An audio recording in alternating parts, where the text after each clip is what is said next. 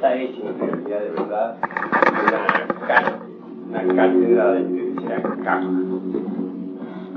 Es conveniente que los hermanos entiendan bien las cosas. En realidad de verdad,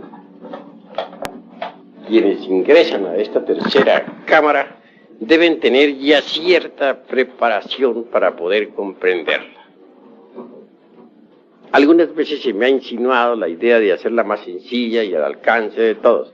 No hay necesidad de eso. Más sencilla tenemos las de segunda cámara y las de primera, y también las de antecámara. Quienes vengan aquí a esta tercera cámara, advierto, tienen que tener la preparación para entenderla. Porque aquí se habla, dijéramos, en forma de una enseñanza de tipo superior. Bien, después de este preámbulo vamos a comenzar nuestra tercera cámara. Ante todo, mis caros hermanos, hay un punto muy importante que expuse en Guadalajara y que también lo expuse en Durango. Quiero referirme a la cuestión del concepto materia. Obviamente, decía y dije en todas esas cátedras que la materia es algo que los materialistas no conocen. Es incuestionable que resulta demasiado empírico llamar materia a todo por igual. Podríamos afirmar en forma enfática que materia es un pedazo de hierro. ¿Qué diríamos entonces del cobre, de la plata, del oro, del platino, de un pedazo de algodón o de un pedazo de hielo? ¿Sería eso materia también?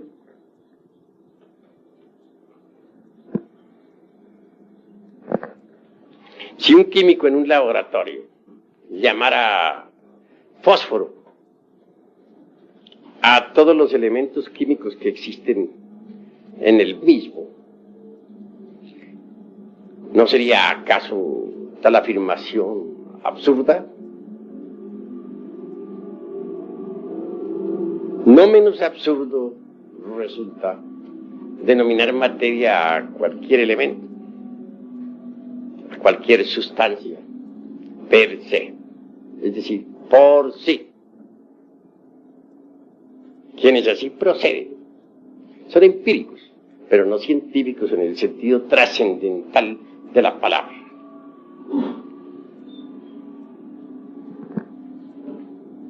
Indubitablemente, la tal materia por la cual se han apasionado tantos y tantos individuos polarizados negativamente es terra incognita para la ciencia oficial, mas tiene sus pontífices y sus dogmas inquebrantables y sus Biblias. Por ejemplo, la dialéctica de Carlos Marx. Me refiero en forma enfática a la dialéctica materialista. Sería el libro Biblia de los secuaces del dios materia. Eso es indubitable. Con todo y esto, y lo que estamos afirmando en forma enfática, digo que lo que se llama materia, o eso que denominan materia, como sustancia es incognoscible, per se. En latín quiero decir por sí.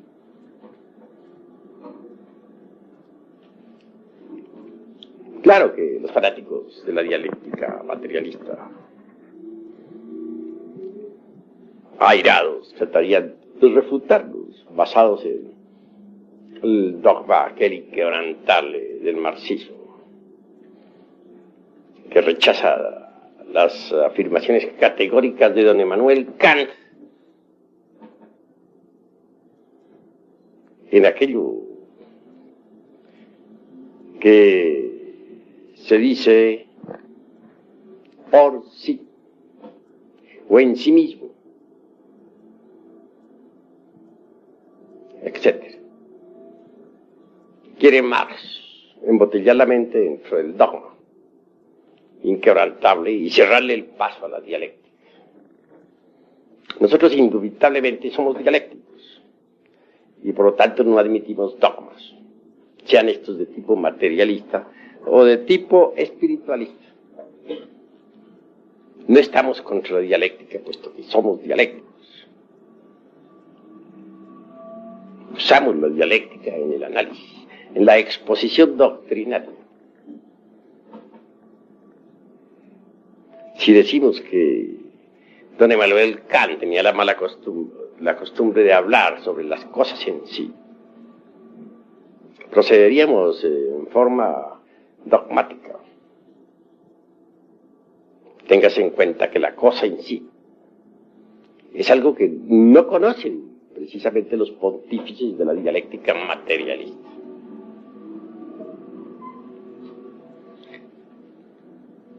Andando pues por este camino de las disquisiciones filosóficas, entramos en terrenos verdaderamente sorprendentes. Los llamados secuaces materialismo dialéctico ciertamente no tienen sino una clave para interpretar la naturaleza. Los gnósticos somos diferentes. Tenemos 7 claves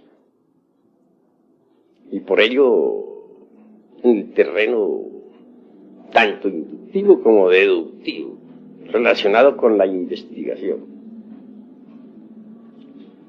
llevamos una ventaja sorprendente al dogmatismo materialista.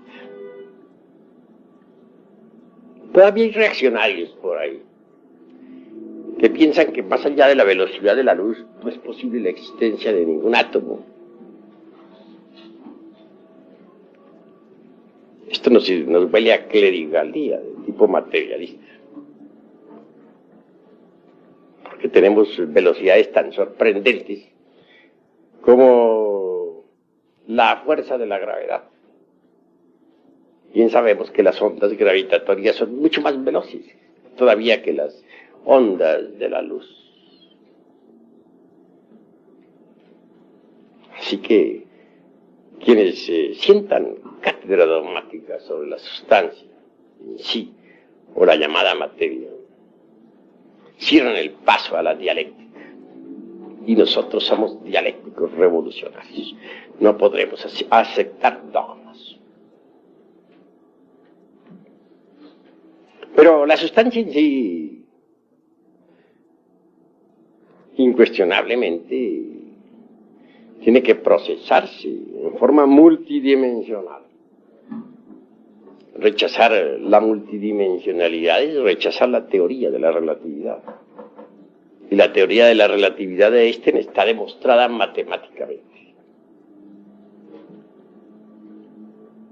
No debemos pensar únicamente en el espacio exterior o en el espacio superior.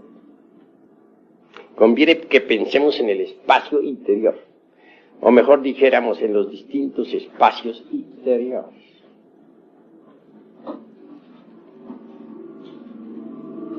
Se sienta cátedra siempre afirmando que la naturaleza tiende a agotarse. Aparentemente esto resultaría axiomático cuando contemplamos los procesos involutivos de la misma. Pues téngase en cuenta que evolución e involución se hermanan y constituyen el eje mecánico de toda existencia universal. Lo que sí sucede es que además de la evolución y de la involución, hay otra ley completamente diferente. Quiero referirme a la ley aquella del espacio interior, aquella que se escapa de la evolución y de la involución, aquella que pasa a una transformación revolucionaria, radical, aquella que se introduce, dijéramos, en dimensiones superiores, por revolución.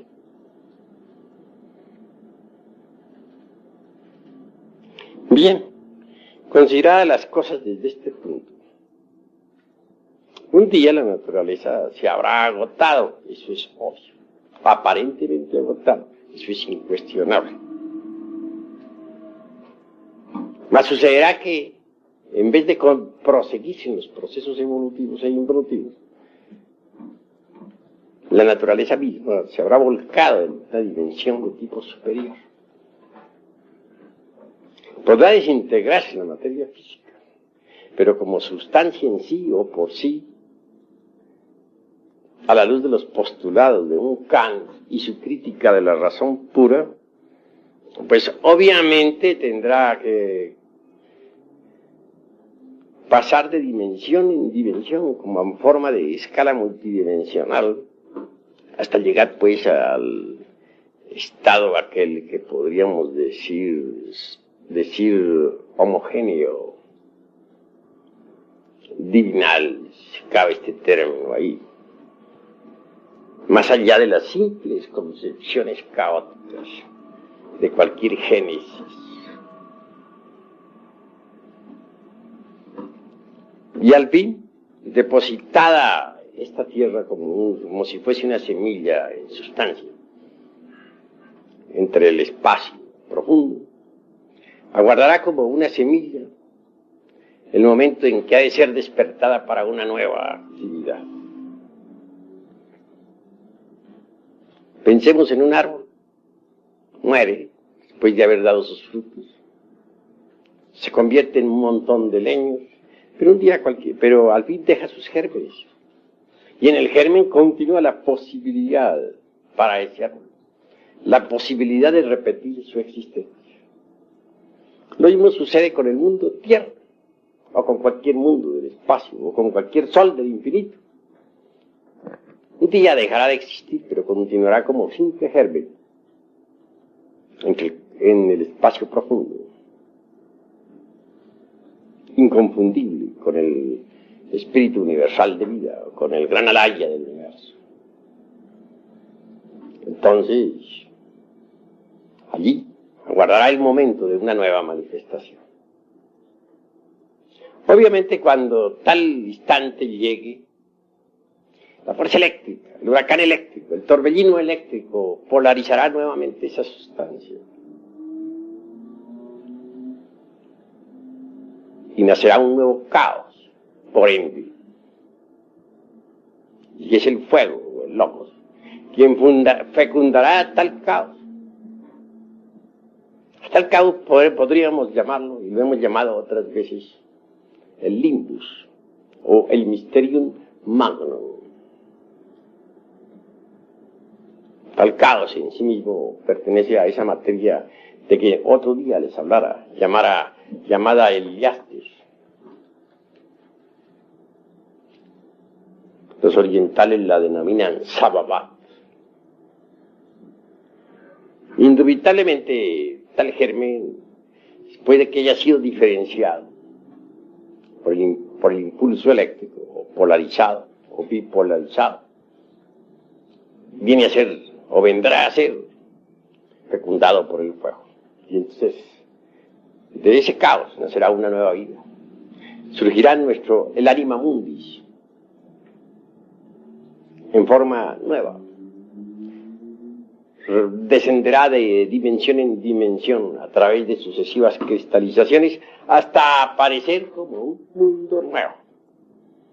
Cuando eso sea, nuestra actual Tierra no será más que una corteza geológica, un cadáver, una nueva luna que girará alrededor de ese mundo nuevo del futuro.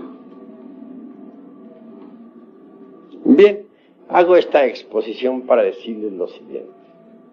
No hay duda de que ese mundo sustancial, homogéneo, puro, se va polarizando conforme va cristalizando.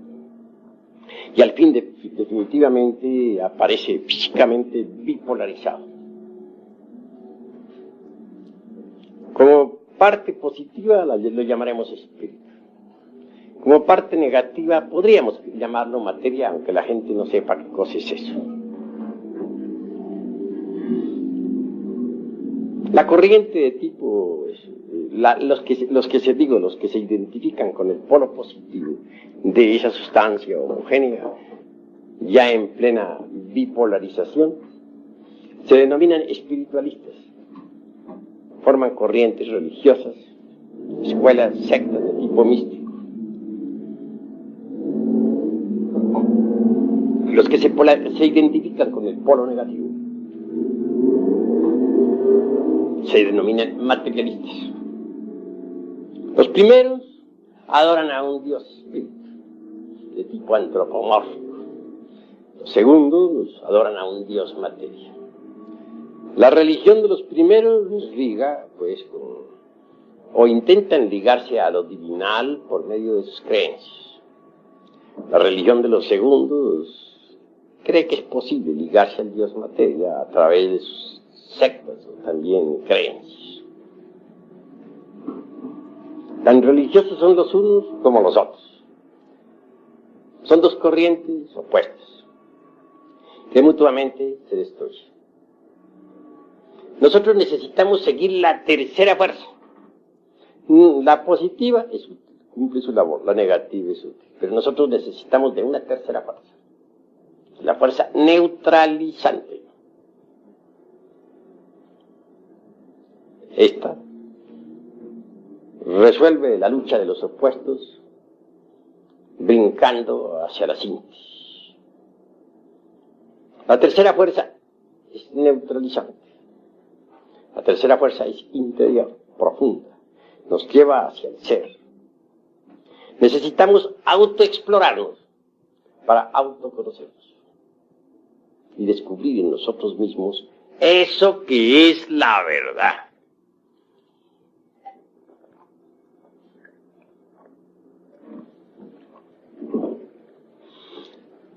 Los espiritualistas creen en un Dios antropomórfico.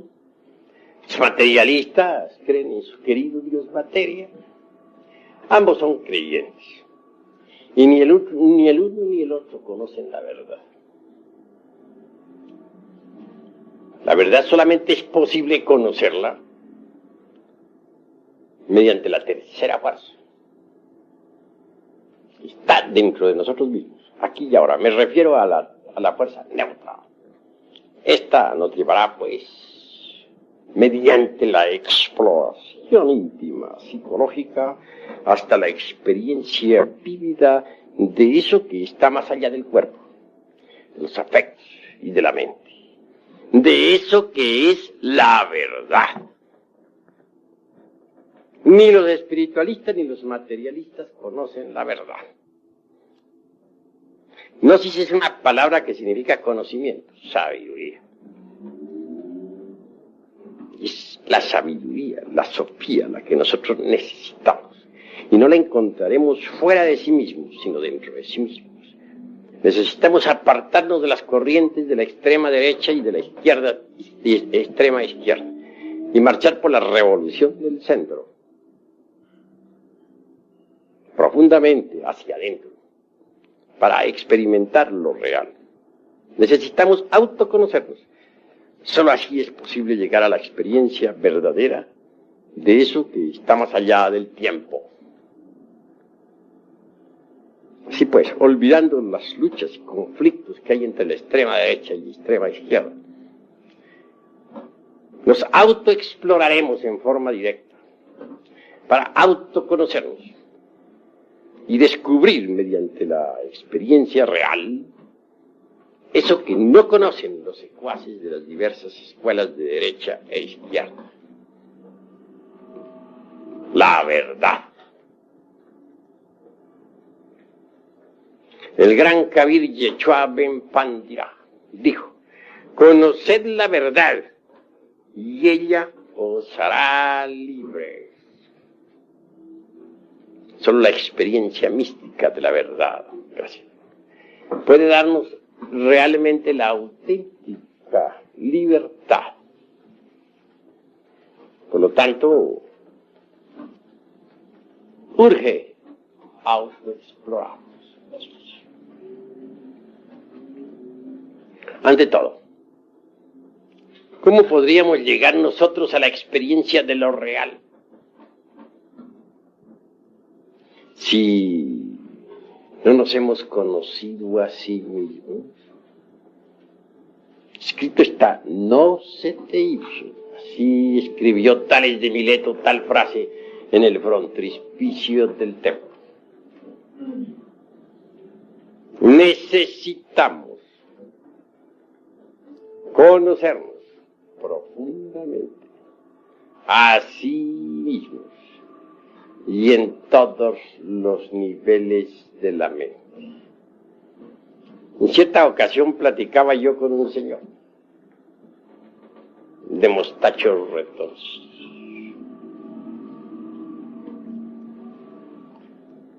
Me decía él que a sí mismo se conocía. Le dije, señor, si usted se conoce a sí mismo, dígame, ¿cuántos átomos tiene un pelo de su bigote? El hombre se quedó estupefacto, sudó frío. Dijo, no lo sé. Le dije, pero si no conoce un simple pelo de su bigote, ¿cómo se va a conocer totalmente a sí mismo? Realmente no pudo él, de forma alguna, rechazar lo que le dije. Él hubiera querido, naturalmente, refutarme ante el veredicto solemne de la conciencia pública. Pero ciertamente el argumento era, dijéramos, convincente. Y en modo alguno podía él rechazarlo. Tales de Mileto fue ante todo, pues, un gran iniciado en la Grecia antigua. Fue alguien que descolló por su sapiencia. Le han denominado, pues, el filósofo del fuego, porque realmente él profundizó muchísimo en la sapiencia del fuego. Él logró llegar donde muchos todavía no han llegado. El fuego es algo que hoy en día, dijéramos, es desconocido para la humanidad. Lo utilizan, como utilizan la electricidad, pero nadie puede decir qué cosa es el fuego. Permanece siendo todavía ignorado completamente. Bueno, continuando con esta cuestión, con esta disquisición, les diré lo siguiente. Antes que todo, es urgente, inaplazable, impostergable, como ya les había dicho en otra reunión, cambiar nuestra forma de pensar, aprender a pensar en forma nueva, forma distinta.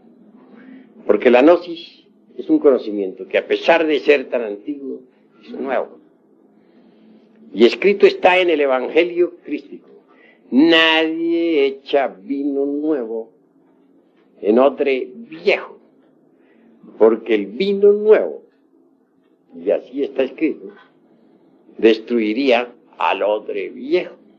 También se ha dicho en el Evangelio crístico: nadie pondría o portaría un pedazo de tela, de un traje nuevo, para remendar un traje viejo, que ya no sirve, un traje inútil.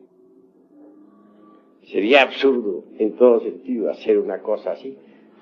Piensen ustedes lo que significaría, por ejemplo, que cortar un pedazo de un traje nuevo para remendar un traje viejo. Eso es absurdo en un 100%. Así que, en realidad, de verdad, mis queridos hermanos, necesitamos nosotros aprender a pensar en forma completamente nueva. Se necesita una transformación mental. Pero bueno, ahondemos un poco más. Existen 4 clases de conciencia, o 4 estados de conciencia que conviene que ustedes lo entiendan profundamente. El primero es el de la persona que está profundamente dormida en su cama. En estas circunstancias el ego ambula, anda fuera del cuerpo físico, pero completamente inconsciente, en estado de coma. Es bueno entender que los difuntos, después de que dejan el cuerpo físico, viven en los mundos internos con la conciencia completamente dormida. Por lo común andan soñando, inconscientes, en forma completa, íntegra, total. Lo mismo sucede en esa pequeña muerte que es la del cuerpo físico, que es el sueño ordinario. Mientras el cuerpo físico duerme, el ego ambula, inconsciente, dormido. El segundo estado es el llamado estado de vigilia. Sucede que cuando un individuo vuelve al estado de vigilia, continúa soñando, tan dormido como estaba antes, solo que ahora su cuerpo es activo para los sueños y por lo tanto más peligroso. Una cosa es cuando el cuerpo es pasivo para los sueños, entonces no hay tanto peligro, y otra muy diferente es cuando el cuerpo es activo para los sueños y entonces el peligro es mayor. En el llamado estado de vigilia, el cuerpo físico es activo para los sueños y entonces es cuando se cometen errores de toda especie. Toda la humanidad vive en esos 2 estados de conciencia. Es necesario pasar al tercer estado de conciencia. Y solamente se podría pasar al tercer estado de conciencia, que es el de la recordación de sí mismo, empezando por cambiar nuestra forma de pensar.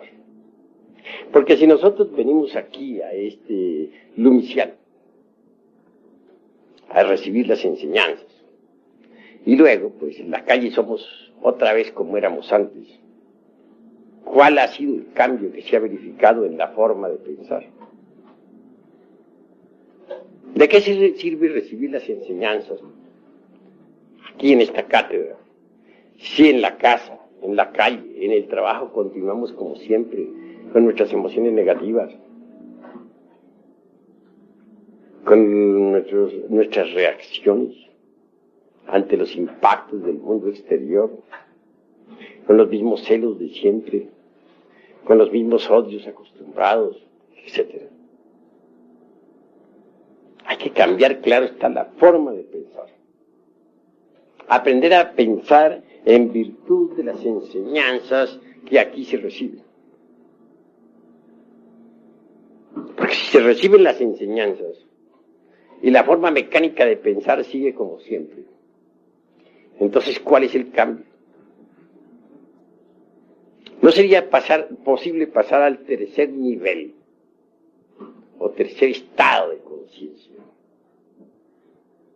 que es el de la recordación de sí mismo, si nosotros no cambiamos previamente nuestra forma de pensar?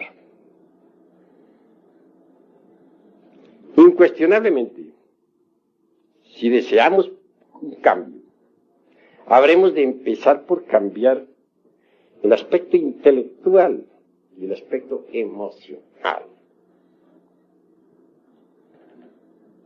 Esto significa eliminar de sí mismo todo ese automatismo inconsciente e intelectual que hemos tenido, todos esos procesos de la mente razonadora, todos esos celos, todos esos hábitos antiguos, esa ira, todo ese odio. Urge el cambio radical en el intelecto. si es que queremos pasar a un nivel superior del ser, es decir, si es que queremos nosotros pasar al tercer estado de conciencia, que es el de la recordación de sí mismo. Cuando uno se está identificando con un insultado, continúa uno aquí en ese momento, continúa uno, les digo, en esos instantes, pensando como antes. Si antes lo insultaban, él insultaba. Si le pegaban, pegaba. Obviamente está continuando en la misma forma. No ha cambiado su forma de pensar. Si un hombre está celoso, está celando a su mujer, después de haber venido aquí a recibir las enseñanzas, pues no ha cambiado. Sencillamente carga la gnosis en su memoria como un adorno más, como cuando uno se pone un traje nuevo, pero en su forma de pensar sigue siendo el mismo. Cuando uno está lleno de lujurias,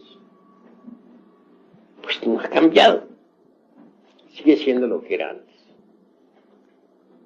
¿Cómo podría entonces pasar al tercer estado de conciencia? ¿Y por qué se es lujurioso? Porque se cargan algunos agregados psíquicos de lujuria. Más aún, el que se identifica con alguna escena lujuriosa, obviamente se olvida de sí mismo.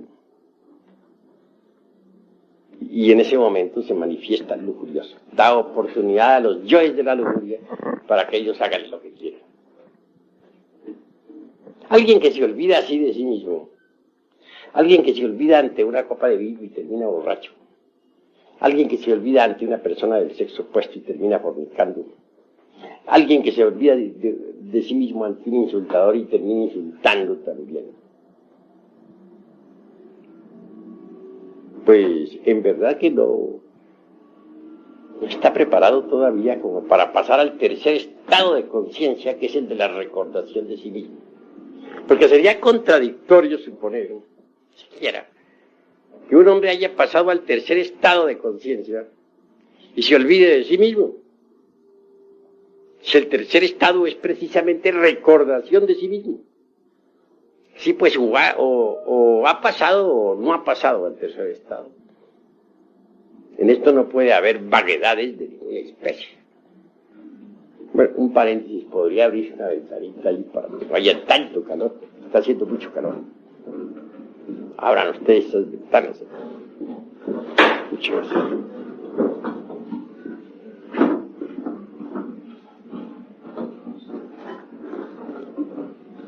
Bien, hermanos, y prosigamos nosotros aquí con estas disquisiciones. Hay que trabajar el centro intelectual y también el centro emocional. No hay duda de que las emociones negativas nos vuelven mentirosos, como ya les había dicho a ustedes en alguna ocasión. Las emociones negativas nos tornan violentos. Las emociones negativas hacen que nos olvidemos de sí mismos. Un individuo, por ejemplo, celoso, llevado de la emoción negativa de los celos, pues se vuelve violento, puede matar a otro y en consecuencia ir a la cárcel, puede tratar mal a su mujer, tal vez injustamente, etcétera. De manera que las emociones negativas pueden convertirlo a un calumniador, falso, en violento, en perverso.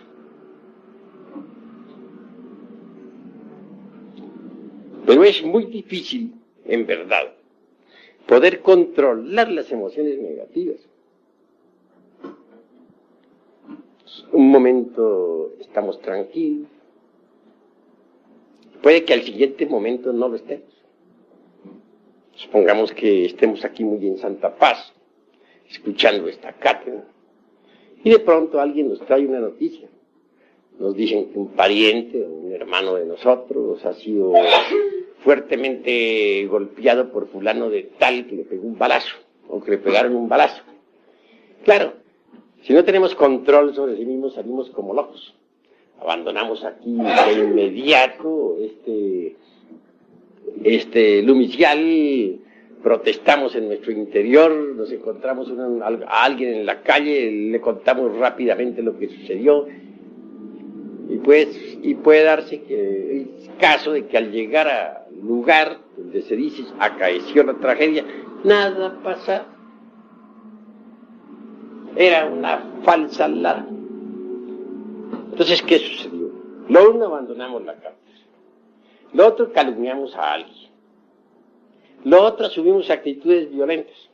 Y lo otro, fue lo peor, pues fortificamos los yoes que tenemos en la parte negativa del centro emocional, en vez de desintegrarlos. Vean ustedes cuánto daño pueden hacernos las emociones negativas. Por una emoción negativa podemos volvernos asesinos, por una emoción negativa podemos volvernos perversos, por una emoción negativa podemos nosotros calumniar al prójimo, por una emoción negativa podemos nosotros levantar falsos juicios sobre nuestro mejor amigo, etc. Sin embargo, tenemos esa marcada tendencia a dejarnos llevar siempre de las emociones negativas. No hemos aprendido a ser austeros, impávidos, serenos, mesurados. Así que introducir la gnosis en nuestra forma de pensar para cambiar e introducirla en el centro emocional cuesta un poco de trabajo. Pero si nosotros pensamos en lo que son los centros de la máquina orgánica, por ejemplo, el centro intelectual tiene algo del centro motor y algo del centro del movimiento. ¿Cómo podríamos nosotros conseguir que el centro emocional inferior quede bajo control total? Si decimos voy a tener fuerza de la voluntad, no me voy a dejar llevar de emociones violentas, negativas en ningún momento, puede ser que a las primeras de cambio fallemos terriblemente. Entonces necesitamos introducir la dosis aquí, en la mente, sentir la emoción superior que produce la gnosis y el poquito de voluntad que hayamos adquirido. Nuestra gnosis y la emoción superior nos permitirá controlar completamente a las emociones inferiores y negativas.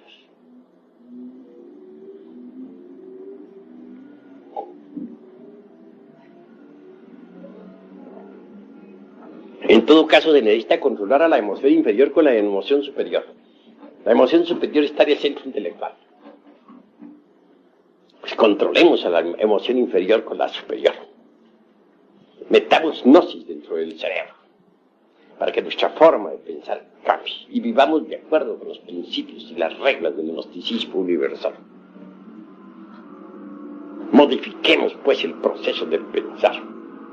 Y habrá una especie de emoción intelectual en nuestra cabeza. Eso, más un poquito de voluntad, nos permitirá controlar a las emociones inferiores.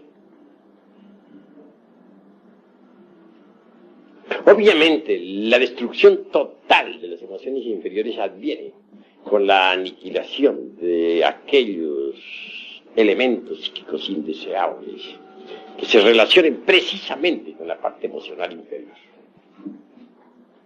Pero entre tanto, y mientras tales elementos son eliminados, debemos controlar al centro emocional inferior con la parte emotiva del intelecto. Un intelecto alumbrado por la mística gnóstica. Ese es el camino obvio hacia eso. Solo por ese camino podría procesarse verdaderamente un cambio que es tan necesario. Se necesita precisamente ir cambiando poco a poco. Esto de ir cambiando poco a poco es posible si vamos introduciendo las reglas gnósticas, la sapiencia del gnosticismo universal en nuestro pensamiento, en nuestra mente. Pero como les digo, hay que modificar completamente la mente. Necesitamos de una nueva mente para pensar.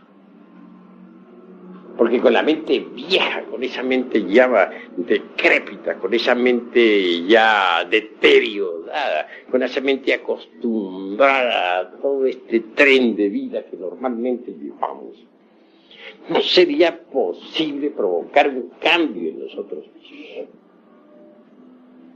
Así que el centro de la mente y el centro emocional deben ser trabajados con las reglas gnósticas, con las enseñanzas que hemos dado, si es que de verdad queremos un cambio definitivo en nuestra forma de ser, de sentir. Necesitamos pensar en forma nueva, sentir en forma nueva, obrar en forma nueva. ¿Qué buscamos a través de todo esto? Obviamente que estamos buscando algo que es sumamente importante. Estamos buscando en verdad purificar la conciencia cósmica que está embotellada entre nosotros. Hay una gran conciencia. Me refiero a la conciencia cósmica.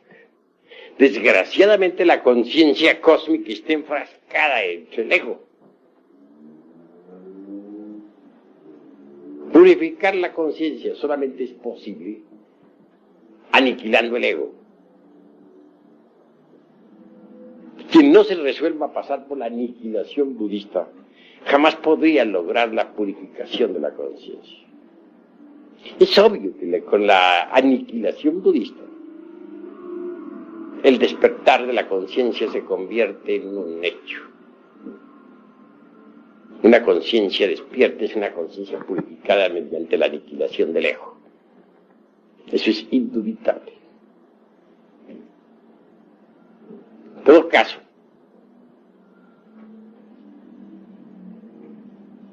el proceso didáctico del psicológico, dijéramos, de la liberación de la conciencia en nosotros, tiene naturalmente un nombre en budismo oriental. Se le denomina Alaya Vijnana. La Alaya Vijnana. Este Alaya Vijnana guarda alguna relación con el cuerpo de ley, que es el Dharmakaya. El Dharmakaya en sí mismo, como sustancia ser, es inmortal, divinal. El cuerpo ley del Dharmakaya nos da eso que podríamos denominar omnisciencia.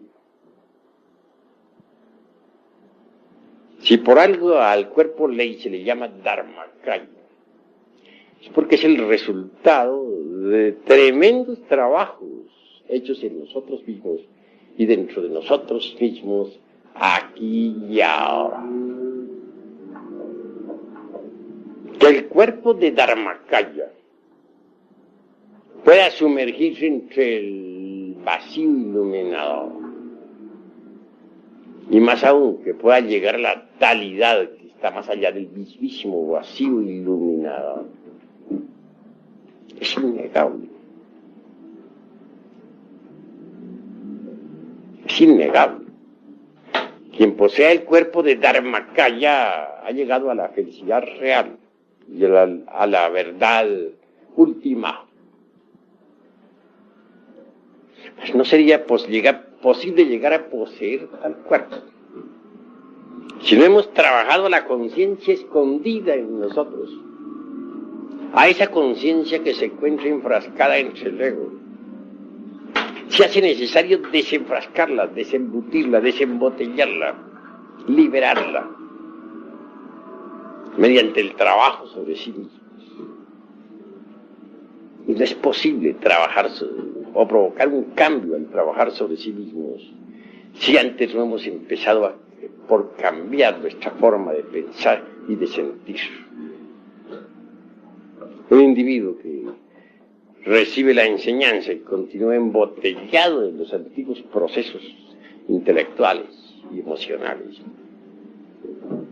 no puede en modo alguno originar cambio alguno. Los cambios son necesarios para llegar al cambio supremo. Tengas entendido que los agregados psíquicos del ego se procesan en 7 niveles del ser. Incuestionablemente, el cuerpo de Dharmakaya solo es para los que han llegado a la parte más elevada del ser, aquellos que han desintegrado absolutamente todos los agregados psíquicos o todos los elementos inhumanos que existen en los 7 niveles del ser. Solo un individuo así puede tener el cuerpo del Dharmakaya. Pues hay que hacer una plena diferenciación entre lo que es en realidad de verdad el alaya vijnana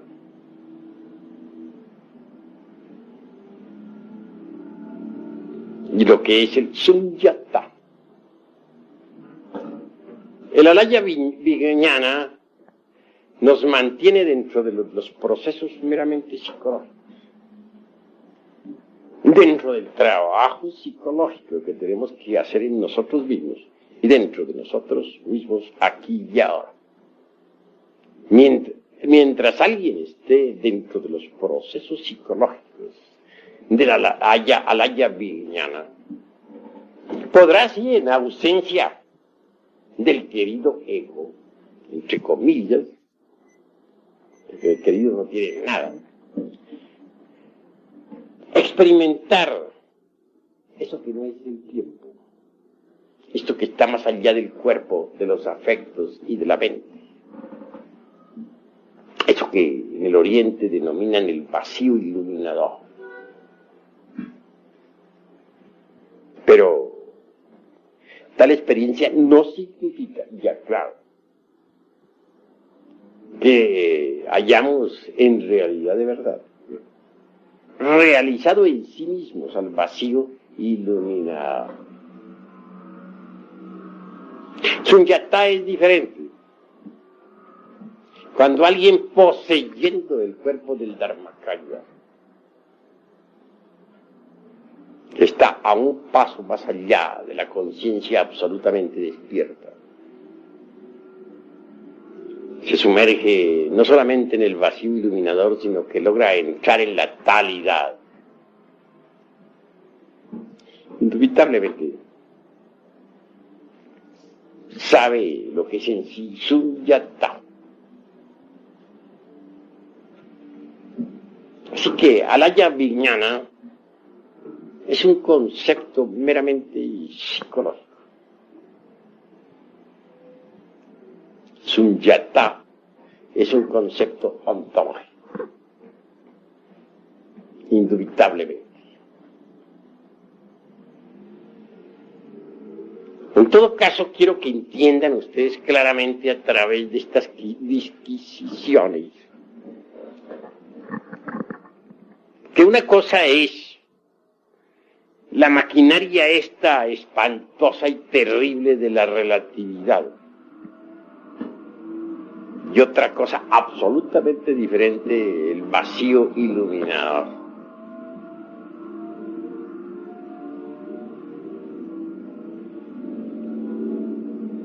Mientras la mente lógica continúe con sus confrontaciones dentro de esta maquinaria terrible de la relatividad, no seremos felices.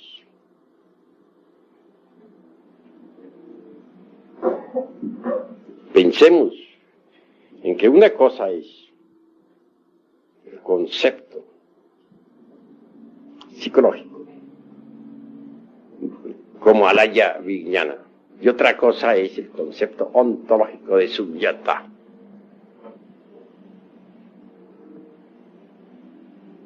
la conciencia embotellada en las confrontaciones lógicas de la teoría de la relatividad, no podría encontrar dicha verdadera, porque no es en la lógica donde podremos encontrar la dicha, sino en Sunyata.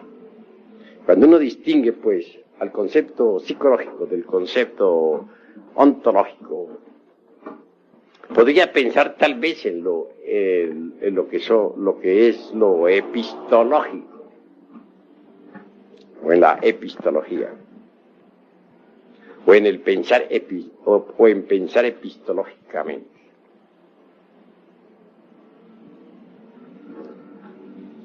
Llegar pues a desligarse, a zafarse del pensamiento lógico, para reposar pues en el vacío iluminador, es el máximo anhelo que tenemos. Pero aclaro, hoy estoy definiendo metas, de que mientras nosotros estemos embotellados en las confrontaciones lógicas, no podremos de verdad saber qué cosa es el Sunyata.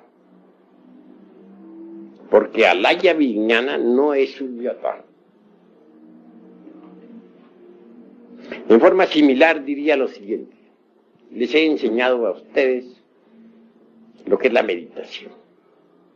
Les he dicho que, por ejemplo, nosotros en vida podemos experimentar eso que no es del tiempo, en ausencia del ego.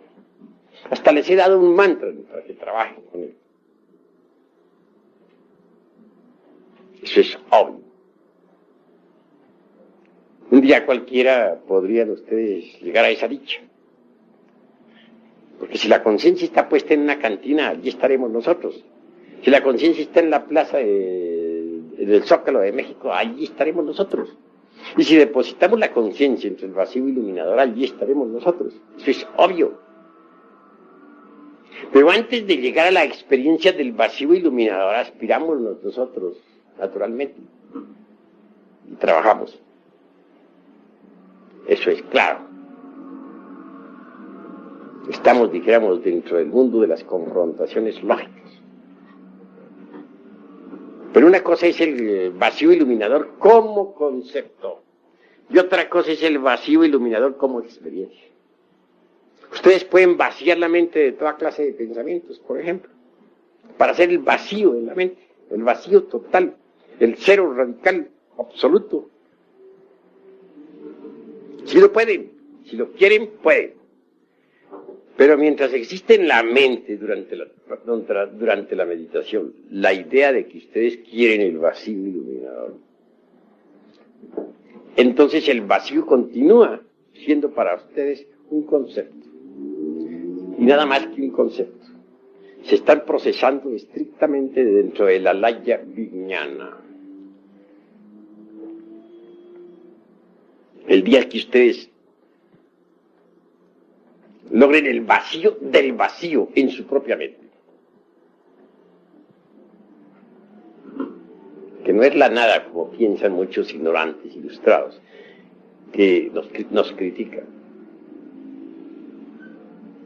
Entonces, en verdad, habrán conseguido, ciertamente y en forma directa, la experiencia de eso que está más allá del cuerpo, de los afectos y de la mente. Pero mientras el vacío continúe en ustedes como un simple concepto al cual, o como un anhelo, o como una idea, o como algo a lo cual ustedes aspiran, pues no lo experimentarán. Pero cuando lleguen ustedes al vacío del vacío, en que ya ni siquiera, ni remotamente, dijéramos, se acuerdan de que están meditando, sino que en verdad se han hecho el vacío y se han olvidado de la idea del vacío, que es diferente. Entonces habrán experimentado el Sunyata. Bueno, ¿qué es lo que quiero con todas estas disquisiciones hoy en día, aquí ante ustedes? Una, que por ahora, como no es posible que ustedes puedan sumergirse entre el seno del vacío iluminador, pues por lo menos siquiera sepan en qué punto se encuentran. En realidad, de verdad, ustedes se encuentran hablando epistemológicamente, en Alaya Vignana, trabajando por lograr un día, mediante la aniquilación budista, la liberación final en Sunyata. Eso es todo. Esto requiere naturalmente mucha atención, porque queremos en verdad que todos logren un día tal aniquilación y que salgan de lo meramente conceptual para entrar en la experiencia de lo real.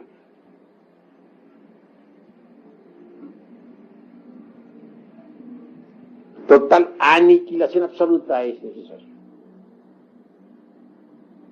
Salirnos un día de las confrontaciones meramente lógicas y experimentar ciertamente eso que no es del tiempo. Así como en vida, por ejemplo, necesitamos ahorrar energías para crear el segundo cuerpo